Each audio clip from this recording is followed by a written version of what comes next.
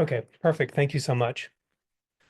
So hello and welcome to this presentation on Project Lend, or Library Expansion of Network Delivery. My name is Eric Mitchell. I'm the Audrey Geisel University Librarian at UC San Diego and a co-PI for Project Lend. Project Lend is a landmark research project that has explored the potential for expanded lawful use of digitized books held by academic and research libraries. This project is supported by a $1.1 million grant from the Mellon Foundation and is chartered as a UC Libraries Council or project by the Council of University Librarians. On behalf of the University of California Libraries and the Council of University Librarians, Project Lend wishes to extend our appreciation and thanks to the Mellon Foundation for their support of this important work. Our project seeks to advance a national conversation about the use of digitized books, while also identifying potential next steps for UC libraries. To accomplish this work, we've engaged in extensive research and how our faculty, graduate students, clinicians, and others would ideally want to use digital books to advance their research, education, and clinical care. UC libraries are excited to engage in this work given our substantial expertise in content digitization and user experience research and technical and legal issues, and we're benefiting from the expertise of faculty from both UC Irvine and UC Berkeley. And today, we're excited to share with you some of the research findings from our work. In particular, we'll focus a lot of our time today on sharing the findings from user research, which lays the foundation for our understanding about what users want out of digitized books in the research process. Our goal today is to share these findings with you and to spark continued conversation. Your input and feedback is important to us as we iterate on the work products of Project Lend. We anticipate publishing those work products in January 2025, and they'll include two principal outputs. The first is a research paper that will capture a wide range of findings from our user research, many of which can be inputs to other parts of the higher education ecosystems, including potentially feedback on how to create open educational resource, how to inform learning management system design, and other dimensions of education research. Our second output will be a service plan that we hope will bring together the data we have from user research, along with feedback from stakeholders like you, to lay out potential paths forward for libraries in higher education. So with that, I'd like to hand things over to Rice Majors, Associate University Librarian at UC Davis and the Principal Investigator for Project Lend. Rice? Thank you, Eric. Next slide. Project Lend grew out of a concept that most of us already know, that scholars use books in many, many ways, and reading them cover to cover is but one example. UC conducted a survey of our users about a year into the COVID-19 pandemic, during which we relied almost exclusively on digital materials, and found many potential use cases that weren't currently possible or optimized, either because of technology, interpretation of the law, or available digital collections. For example, scholars would benefit greatly from being able to review and synthesize bibliographies from tens of thousands of books to support their research. Or they might want to listen to a book rather than read it, or use text analysis or translation tools that align with their research needs. And if you can fade in the two more. At the onset of Project Lend, we especially wanted to push beyond two use cases that were already very salient to us and to our users: reading a whole book cover to cover, and data science research, which is already enabled in a mediated fashion by the HathiTrust Research Center, among others. I think next slide.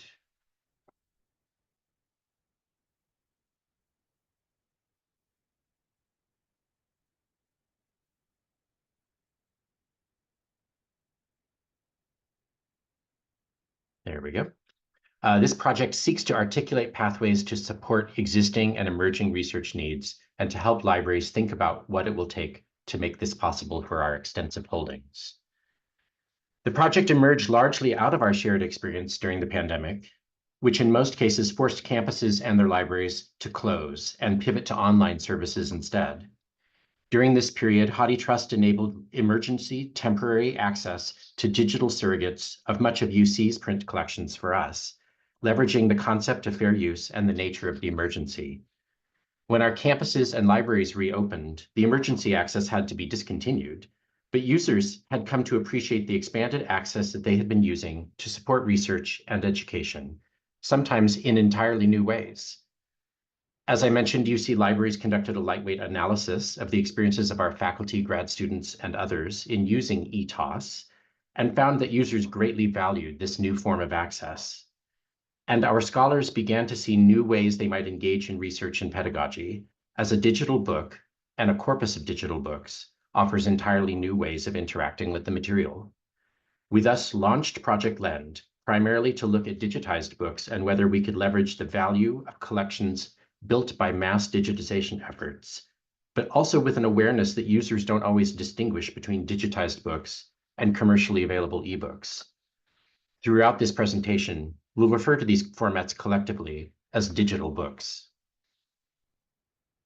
Next slide.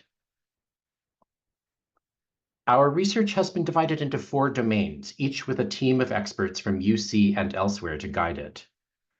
One of our biggest focuses is to begin with user research and explore and validate use cases that would support research and education. We also looked at existing and potential legal frameworks that would support these use cases. A third team analyzed existing technology solutions and the potential for creating new ones to support various use cases. And a fourth team began an exploration of what the optimal digital collection would look like, as well as pathways for scaffolding toward that ideal and how we might adapt how we manage collections. Given the scope of work, we've had a large team with project membership and leadership drawn not just from across the University of California, which included librarians and faculty members, but also including representation from HathiTrust as a key stakeholder, as well as other domain experts in the library and legal industries. I want to take a moment and acknowledge the tremendous good efforts and teamwork that have been brought to bear on Project Lend. Our ultimate vision is to create a service blueprint for lawful use of digitized books, ideally setting the stage for national services to arise that instantiate the various use cases. In order to help us avoid designing something that would work principally or only for the University of California, we also identified a handful of other library leaders to check our assumptions and directions so that what ultimately emerges as a service design is poised to meet the broader needs of our library community. Before we move on to sharing some of our findings, I'd like to leave you with some key concepts for this project. This project seeks to expand lawful access to digitized books, and we didn't want to assume that we already knew what this means.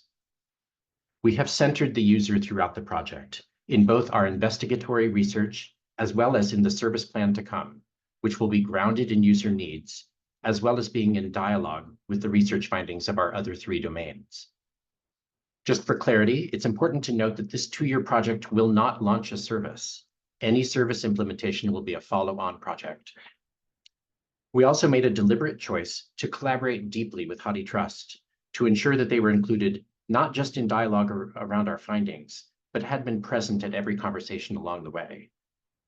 With those concepts in mind, I'm now very happy to hand things over to Lynn Lee, who was our postdoctoral fellow for investigating user needs.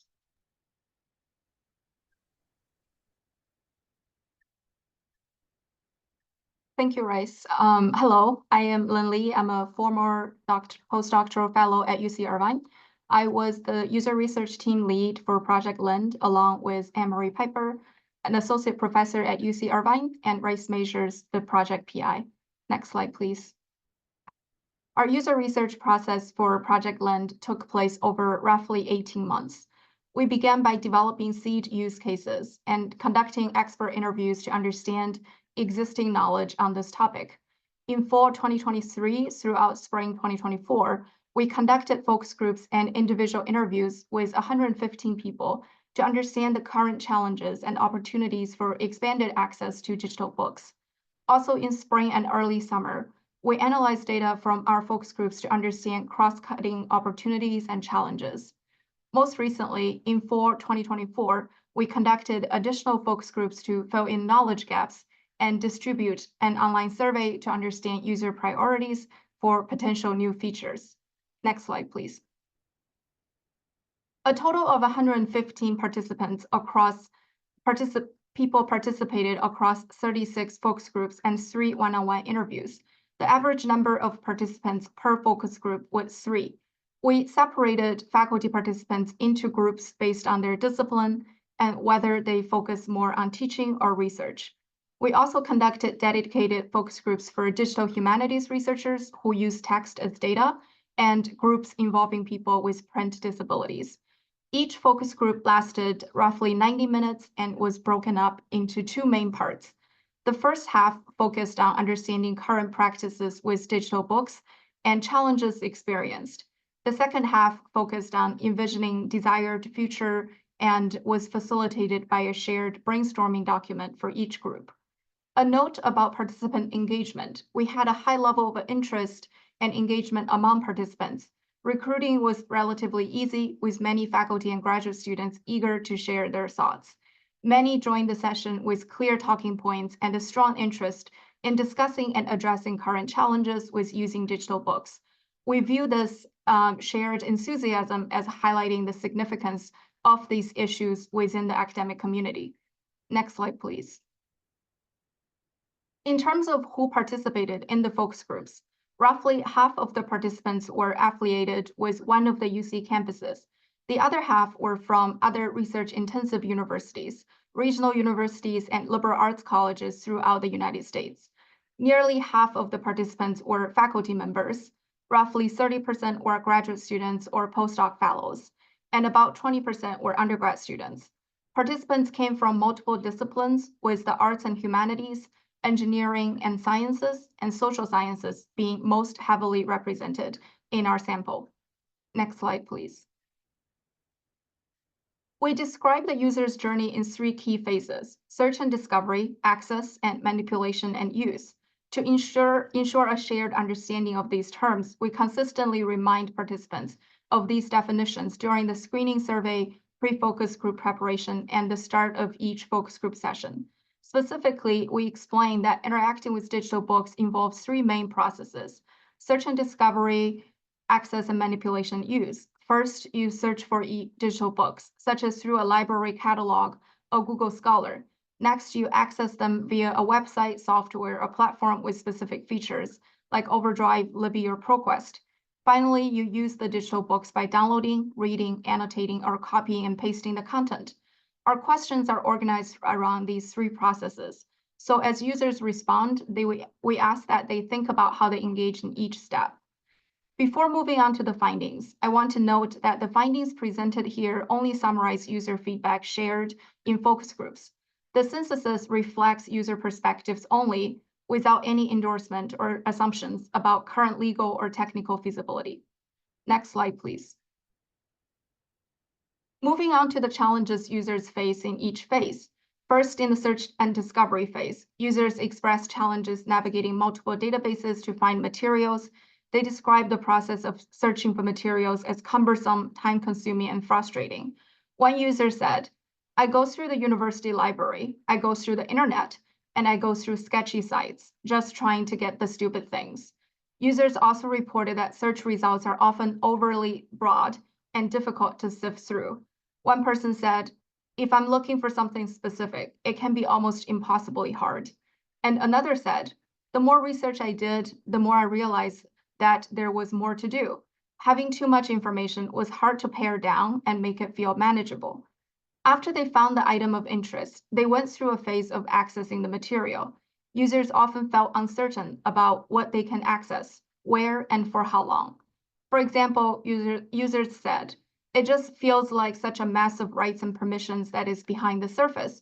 It's always a bit of a toss-up if I'm going to be able to download 15 pages or 50 pages. I'm only allowed to look at it for an hour, and then it shuts off automatically." Further, they raised concerns about accessing content across institutions and over time.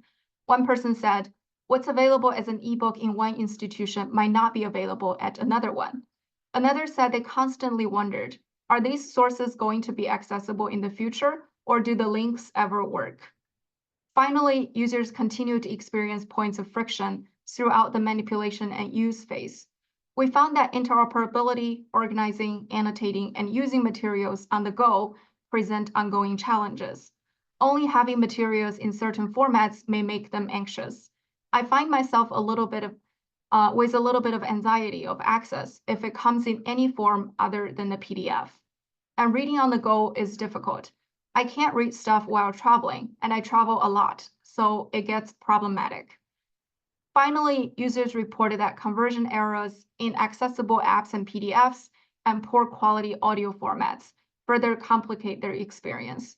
One blind participant said, "Only about 50% of the PDFs I download are accessible." And instructors pointed out the problematic nature of pervasive conversion errors in the context of learning, an equal sign disappearing or a plus turning into a minus. These kinds of mistakes are common. Instructors can often figure out what it's supposed to be, but students cannot.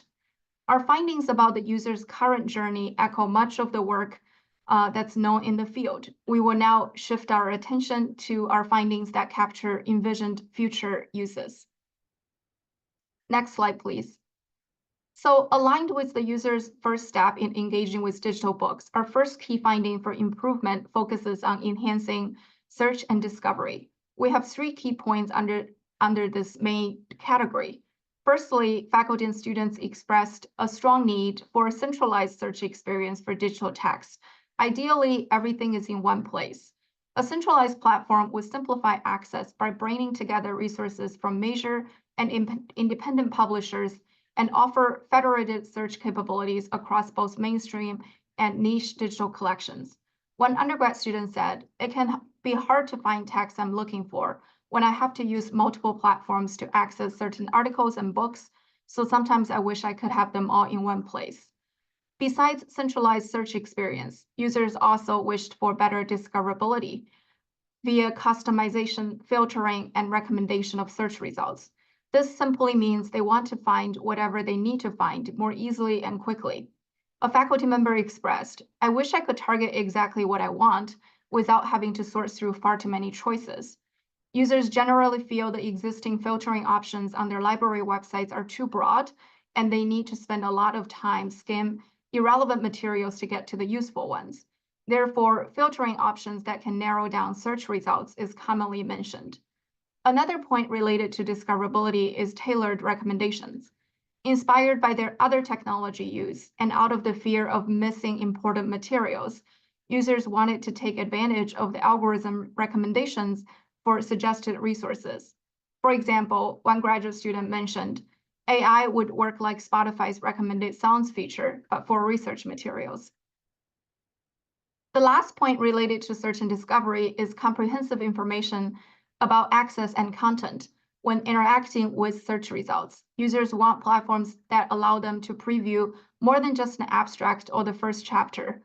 Instead, full abstracts, table of contents, and summaries should be readily available in the search results to help them judge the relevance of the materials. Additionally, users are also interested in the clear indication of legal and technical permissions for downloading and sharing materials. For example, a faculty member said, "They want to know right away if I can download them and put them on Canvas, both technically and legally." Next slide, please. Moving on to the second phase about access after search and discovery, which is more about how they actually obtain the material once they find it and decide that it is relevant.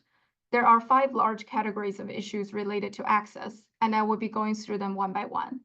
The first issue related to access is also centralized access, so there is no managing multiple logins and subscriptions on multiple sites. Similar to search experience, users want a single unified platform without the hassle of navigating through various subscriptions or platforms.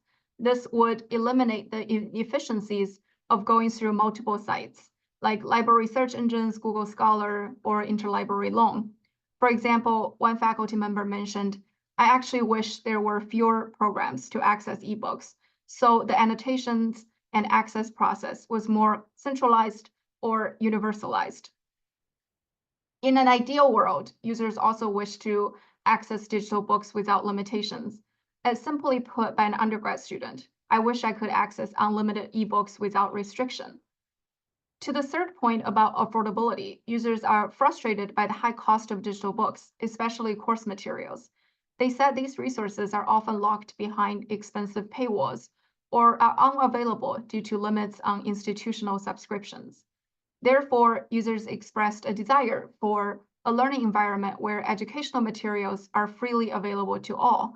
There is a significant advocacy for open access to academic resources, enabling everyone, regardless of economic status, to access and utilize a wide range of learning materials. One teaching faculty said, "My institution does not provide free access to all the ebooks that I consider important foundational texts. Not every student can afford to pay $100 for each textbook or journal article subscription." Moving on to the fourth issue of downloadability, if there is one word that I keep hearing again and again in the sessions, it is download. Participants expressed a strong preference for unrestricted downloads of materials without limits on pages or frequency of access. This flexibility is crucial for several reasons. It allows for long-term access, personalized annotation, and offline use, especially in areas with unreliable internet. Digital humanists also highlighted the need to bulk download text for analysis.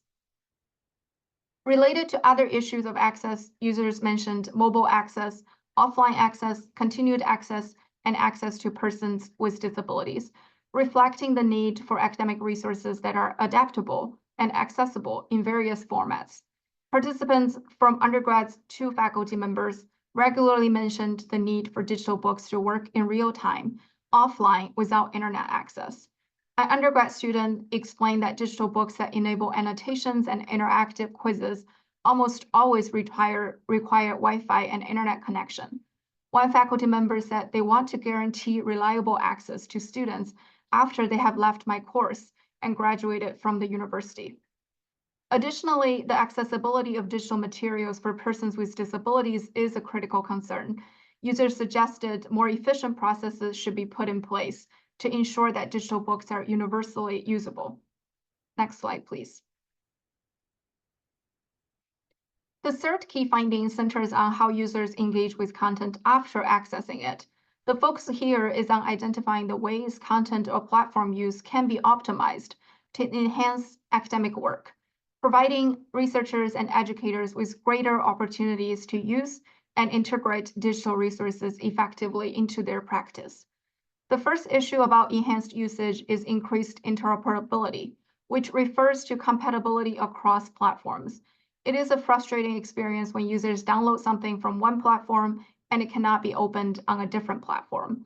Therefore, users expressed a strong desire for enhanced compatibility and integration across platforms and formats. They envision a user experience where academic materials, such as articles, books, and multimedia content, can be easily accessed, managed, and integrated with tools like citation managers and learning management systems.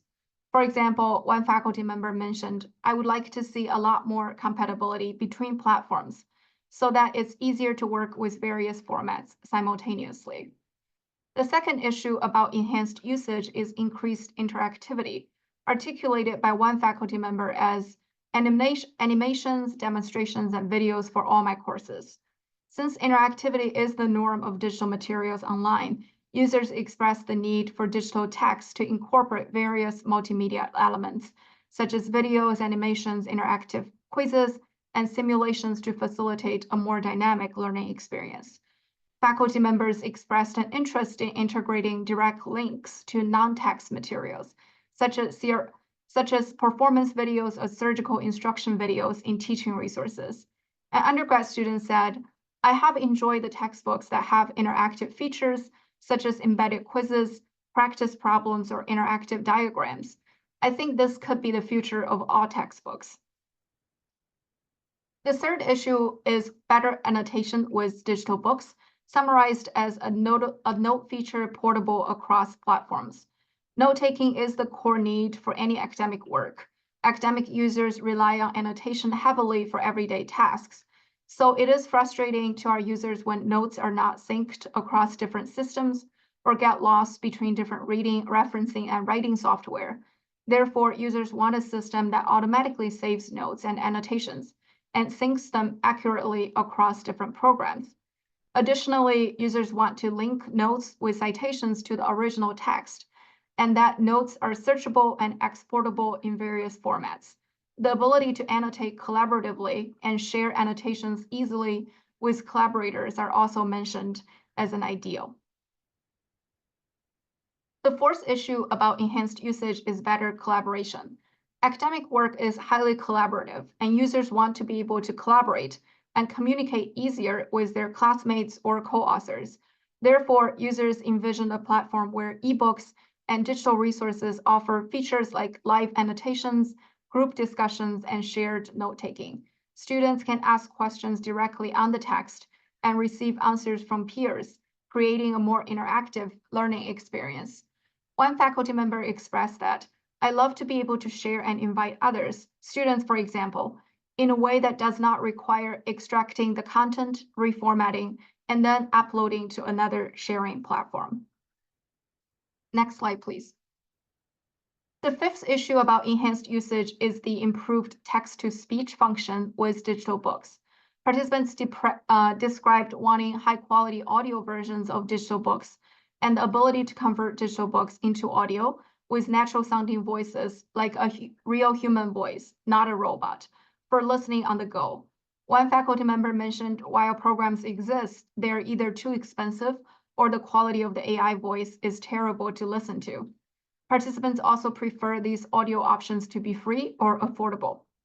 A graduate student mentioned something that can read articles for you so you can listen to them like a podcast, but in a real human voice with real human emphasis, so you're listening to it as if someone actually describing their research to you.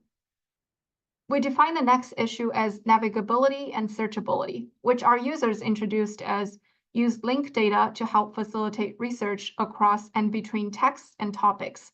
More specifically, it refers to the ability of moving through content and finding related information quickly within digital books, with features like hyperlinks, tagging, and keyword searches to enhance discovery, accessibility, and usability. For example, one faculty member mentioned the ability to jump from one text to another would be a phenomenal research tool, but it would also be great for teaching and engaging students, as we work with students who have increasingly only ever known a world where Wikipedia linked across pretty much every conceivable topic. This kind of research is familiar to them. It could lend itself to more interesting student work. The next issue is related to organization. Users consistently find organization to be troublesome due to the time and labor involved in naming and organizing the files. Therefore, users expressed a need for a potentially AI-driven system that could efficiently organize, rename, and manage digital files. The system could also integrate with different devices and platforms, allowing for the synchronization of libraries, collections, and annotations across devices. For example, one faculty member expressed, "I would like to use AI for organizing and creating a usable system for document management. I am admittedly not great at labeling the PDFs or ebooks with a system that makes it easy to find. But if I could get AI to do it by uploading a document and then renaming in a searchable and consistent way, that would be great." The last category here is users' ideas for some add-on features that could enhance their productivity by automating and streamlining tasks across various academic activities. Users want tools to generate accurate standardized citations linked directly to the original text and users' notes, so they can transition smoothly between reading, annotating, writing, and referencing software without losing any information. With generative AI becoming more popular, users hope AI can also quickly and accurately summarize and synthesize text, which could help with producing literature reviews and understanding complex materials efficiently. Additionally, users propose an AI-driven content creation tools to generate new educational materials, such as video simulations, technical diagrams, and PowerPoint presentations. Next slide, please. Now, moving on to the fourth key finding. These insights are specifically developed by and for scholars in digital humanities research. Through 4 dedicated focus groups and 1 interview, we engaged this group of researchers to better understand their current challenges and ideal solutions for enhancing computational research in the field of digital humanities. The first and foremost issue voiced by digital humanities researchers is related to access challenges. Researchers struggle with accessing large and diverse corpora necessary for analysis due to legal and ethical concerns. Copyright restrictions and unclear intellectual property rights frequently prevent the use of contemporary text, leading researchers to rely on older text, incomplete datasets, informal or semi-legal methods to access data for research. For example, a faculty member mentioned, when I was first starting in the field of digital humanities and getting interested in computational text analysis, one of my biggest questions was, where are people getting this data? This text data, especially the in copyright text. The legal issues surrounding ebooks are so harmful for research, especially for people on the margins or just coming into the field, because you can't be open about how you're getting the data that you're getting. Ideally, researchers should have access to high-quality digitized text, including in copyright materials, that will allow them to pursue their research interests fully. The second issue focuses on essential research process details, which we refer to as process support.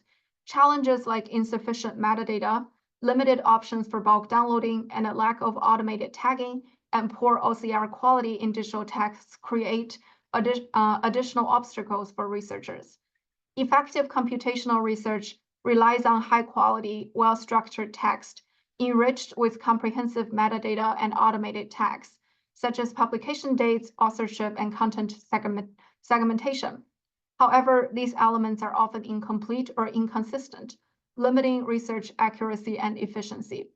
To address these challenges, researchers are envisioning a streamlined interface that could present pre-tagged metadata in a visual format, allowing researchers to verify accuracy without manual tagging.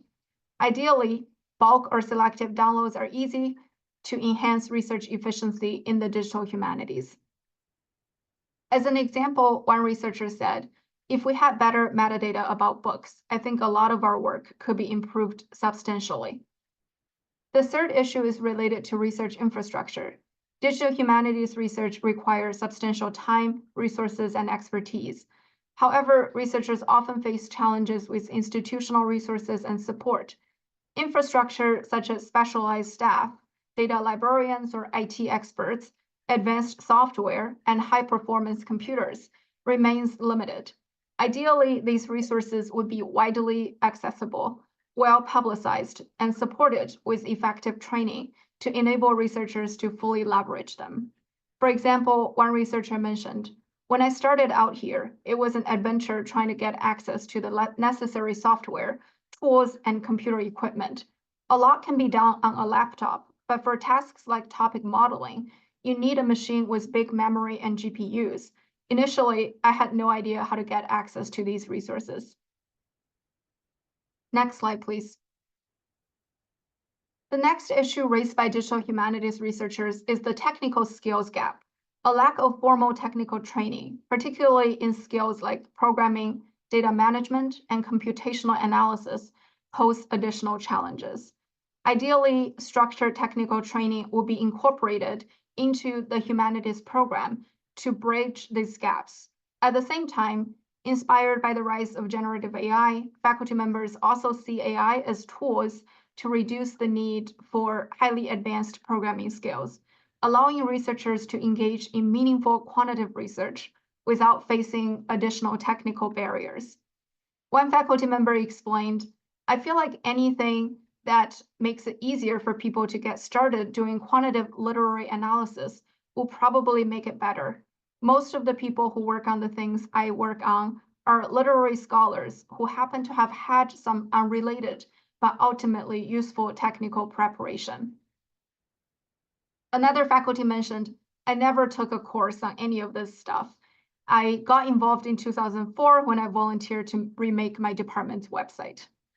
The next point for enhancing computational research is related to research reproducibility and sharing. Digital humanities researchers want to promote transparency and reproducibility of data and analysis. This includes saving and replicating the corpus used in their research for future reference or replication studies. Preferably, researchers can generate citation links that precisely describe or reference the exact data set they used to share it with other researchers. They also mentioned exporting derivative data in a way that respects copyright laws, while also allowing the data to be published alongside academic papers. For example, a faculty member mentioned it would be great if the system or platform could generate some kind of citation that referenced or described the exact data set that you created or used.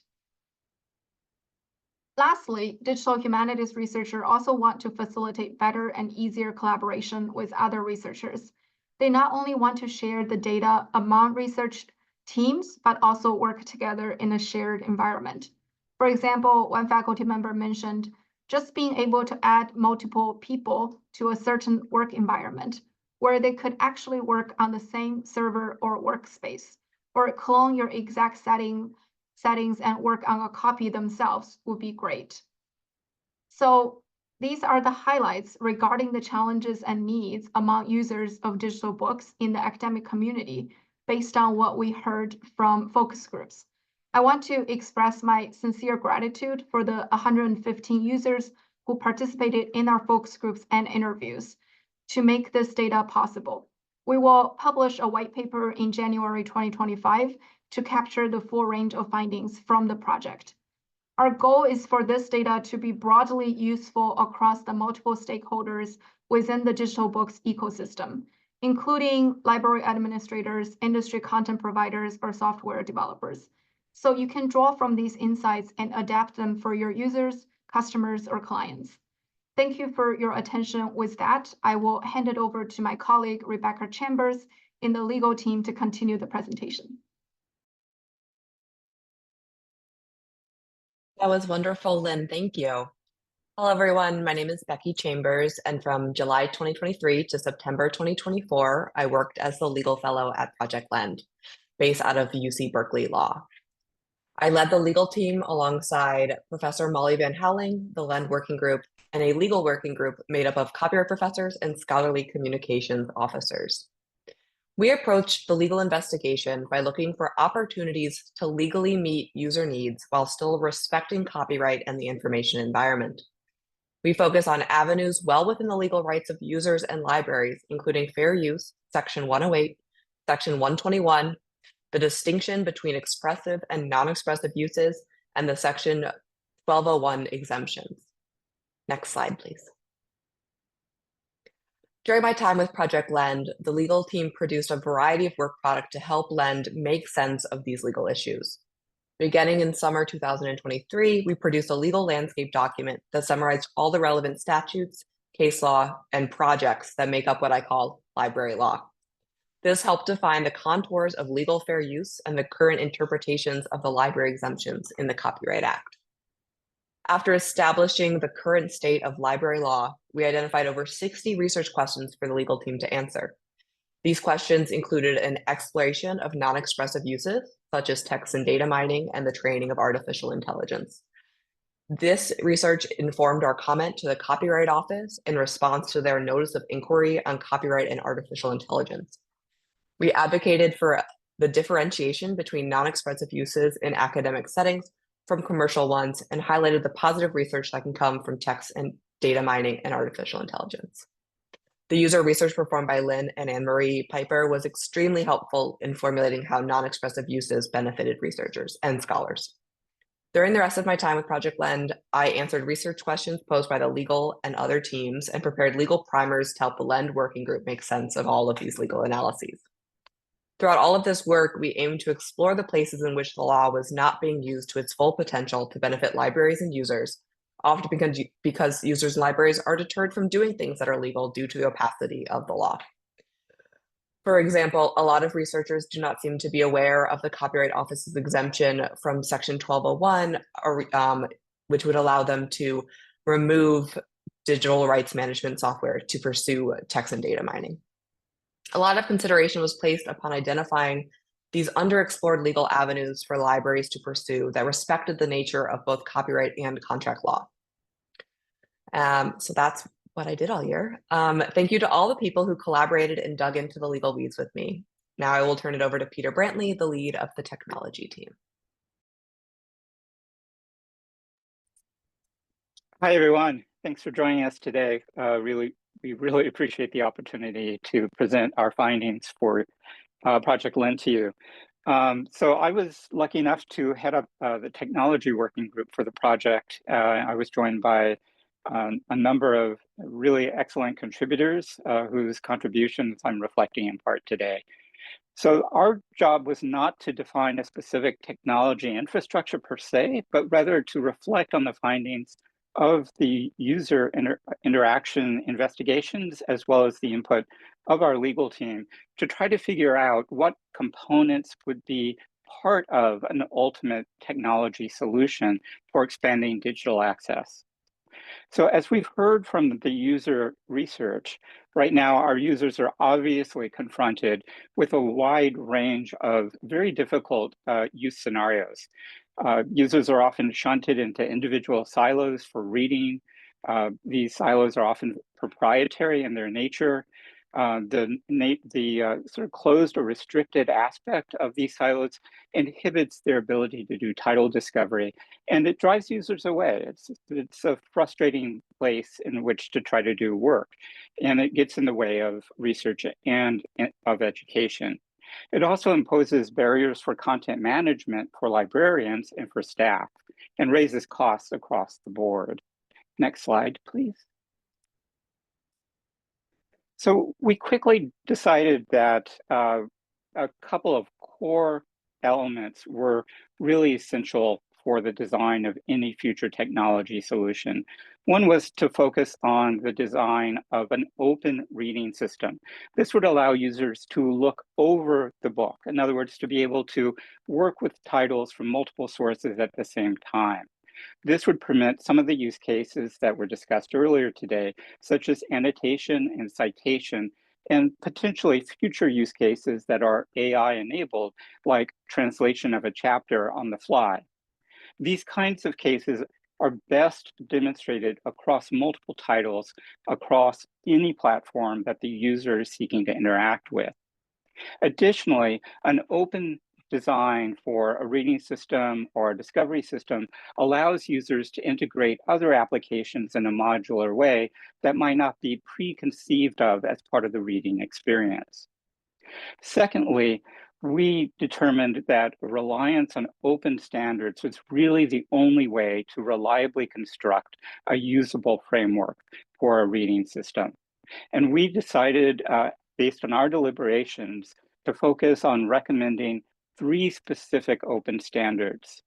First, Open Publication Distribution System and its adjunct ODL, Open Distribution for Libraries, is a format for exchanging information about a catalog of books from one place to another, servers to users, servers to servers.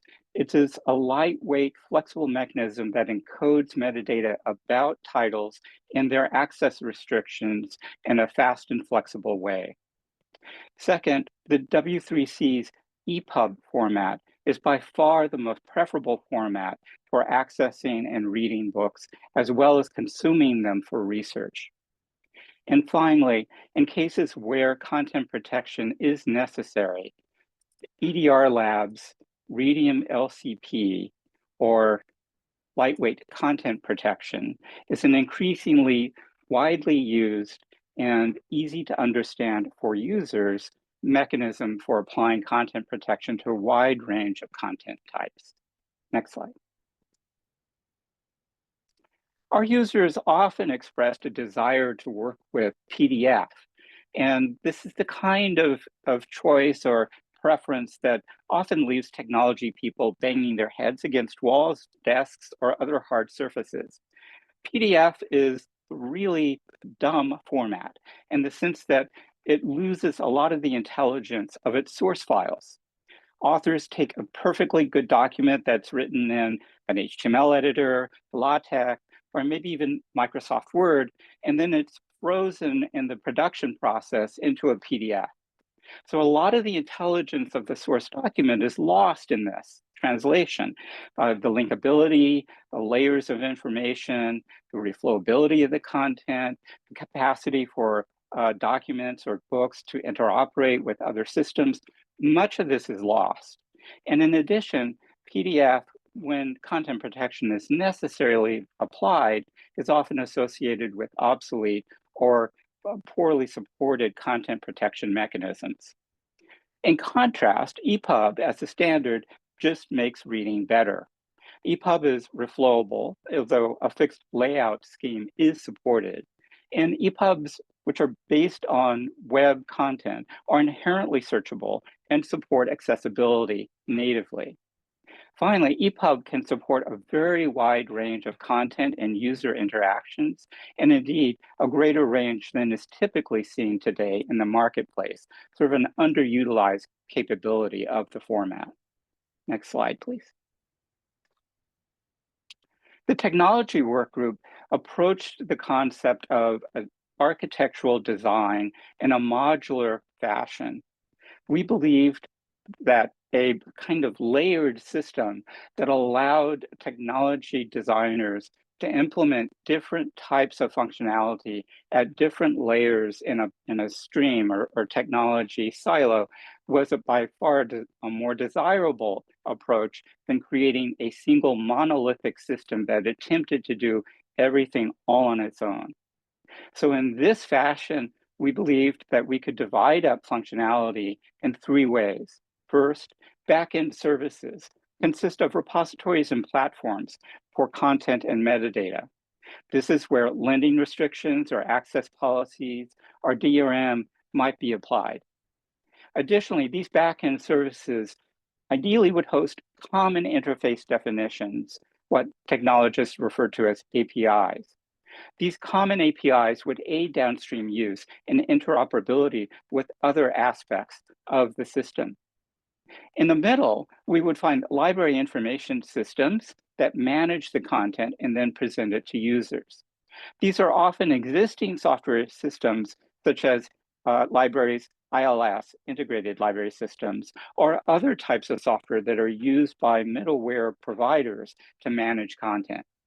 And then finally, on the user side, are the systems for engaging in discovery of titles and then their access in reading or computation.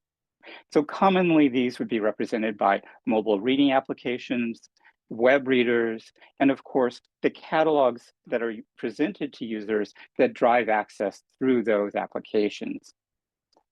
Visually, this is the kind of system that we were thinking of.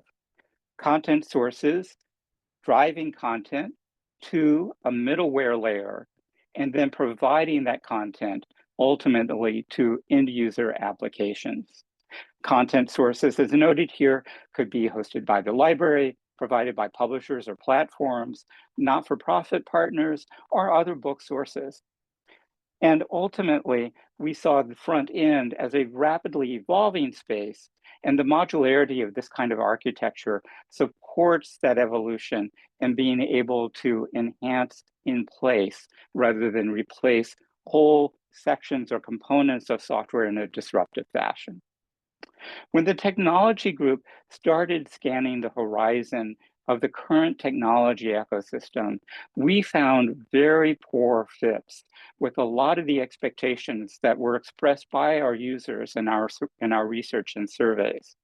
That became a very frustrating experience for us as we began to realize how much work was potentially necessary to put together the elements of a system that would work for our users to fit even a majority of their use cases, much less their entirety. Next slide, please.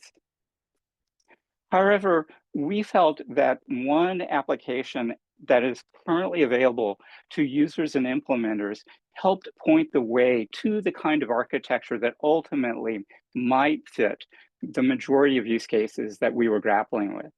And that's Lyris's Palace project.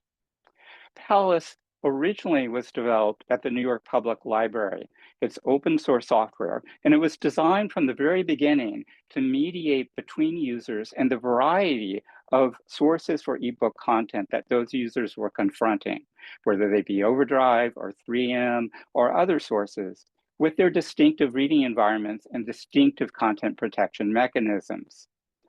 Palace was taken up by Lyrasis with a significant amount of Knight Foundation funding and enhanced to support a broad range of public libraries. Palace integrates with library systems and provides a robust mobile application reading environment for users. Currently, Lyrasis is developing enhancements to suit the higher education marketplace, and UC is piloting Lyrasis for other reasons entirely than Project Lend with other academic partners, including NYU, Columbia, and others. Together, we're working with publishers to facilitate the construction of OPDS feeds and foster the adoption more widely of EPUB as a preferred reading format. Palace also seems to us a potential foundation for an integrated web-based reading experience. And indeed, that solution is being worked on today. Palace is incomplete.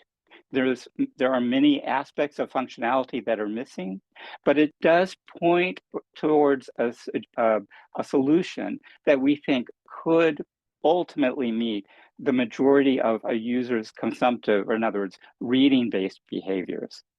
Next slide. As we look to the future, we would like to continue to foster ongoing evolution of OPDS as a standard, which is evolving to provide more support for a variety of interactions and integrations. And indeed, there is discussion at this point of moving OPDS into a NISO standards process. EPUB itself is being developed to support more content types and new kinds of interactions. So there are emerging schemes to support, for example, webtoons, which is not an insignificant content type, and different kinds of user behaviors, such as continuous vertical scrolling and others. Now in a 3.3 version, EPUB 4.0 may emerge in the future to wrap up all of the enhancements that have been done over the past years and to position the community to move toward even better foundations of support. And finally, there are multiple efforts to construct new web-based reading environments, particularly those that support protected streaming content with more security and greater speed. And these promise a level of integration across mobile and desktop that we are not able currently to well provide. Finally, we would like to leave you with a little bit of a roadmap for personal and institutional action. So for everyone who hasn't lived in this world of trying to access and read and work with academic ebooks, set yourself a challenge. To pick a title, find a book that you think you would like to enjoy and read, try to discover it online in an academic environment, and then go through the steps of reading that book. You will find it a very challenging process. For libraries, look around, see what kinds of software you think might work to expand digital access for ebooks, and perhaps pilot Lyrasis Palace project and work with those of us who are attempting to contribute to its development. And for publishers, move to open standards where you're not currently supporting them and increase your usage and lower your costs, both for yourself and for our users. Thank you very much. And with that, we'll be moving to questions and discussion. Thank you for your time.